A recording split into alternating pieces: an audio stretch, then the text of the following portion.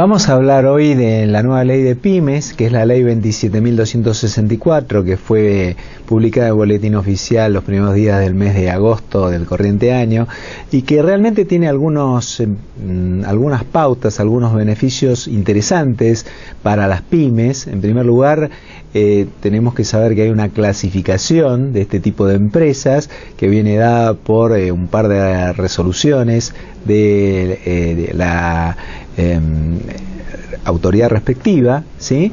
Y por otro lado, bueno, ¿cómo es esta clasificación? Tenemos sectores, micro, tenemos pequeñas, tenemos medianas, empresas del tramo 1 y medianas del tramo 2, y por otro lado están las actividades que son servicios, comercio, agropecuaria, industria y minería, ¿sí? Es la clasificación a la cual tenemos que ver, tenemos que pautar. Pero los beneficios impositivos, para resumir, son importantes. En primer lugar, tenemos la exención en ganancia mínima presunta con una anticipación de 2 años a lo que prevé la norma genérica que está prevista en el mismo blanqueo. El impuesto a la ganancia mínima presunta termina y para las pymes termina para ejercicios que inicien desde el 1 de enero del 2017, o sea, una anticipación de 2 años con respecto a la pauta general.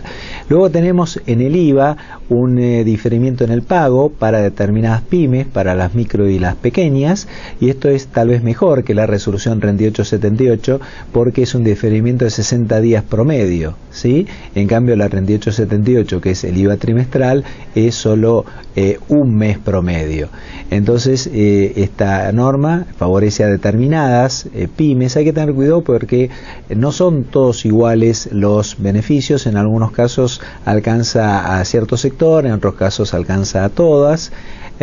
Con respecto al tema de inversiones en bienes de capital, también esto es bastante interesante, es para inversiones en bienes de capital y en obras de infraestructura, todas aquellas que se realicen entre el 1 de julio del 2016 y hasta el 31 de diciembre del 2018. Acá lo que tenemos es un pago a cuenta de impuesto a las ganancias del 10% de los montos que se inviertan.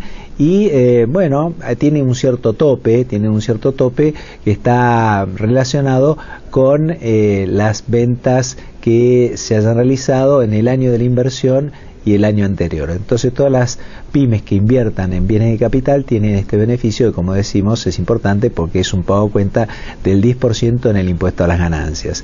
También hay otro beneficio más con este fomento para inversión, que tiene que ver con la creación de un bono de crédito fiscal en la medida que se genere un saldo en el IVA, un saldo técnico derivado de estas compras, importaciones o fabricación de bienes de capital o en obra de infraestructura, y tiene que ver con que si ese saldo técnico permanece hasta el momento del vencimiento de la declaración jurada, bueno, se otorgará a las pymes estos bonos de crédito fiscal que sirven para pagar impuestos nacionales.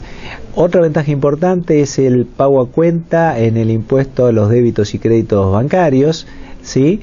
Que afecta o abarca también a las pymes con algún grado de clasificación.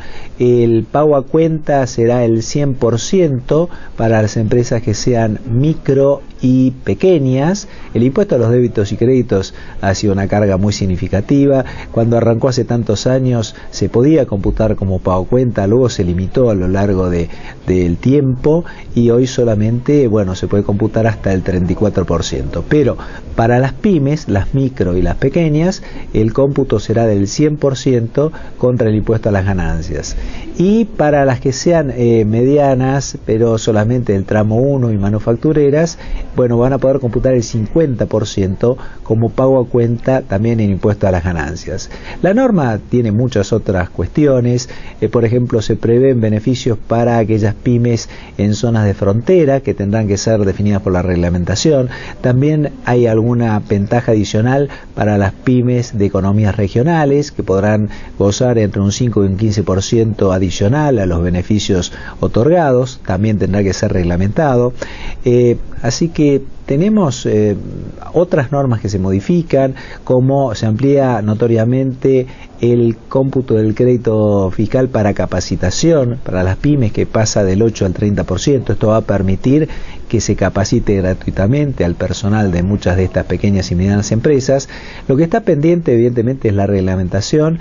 Esta reglamentación va a tener que acotar o más bien definir algunas de las cuestiones que todavía están pendientes, pero nos parece que en realidad es una norma muy pero muy interesante, esta ley 27264, largamente solicitada y pedida por las pymes.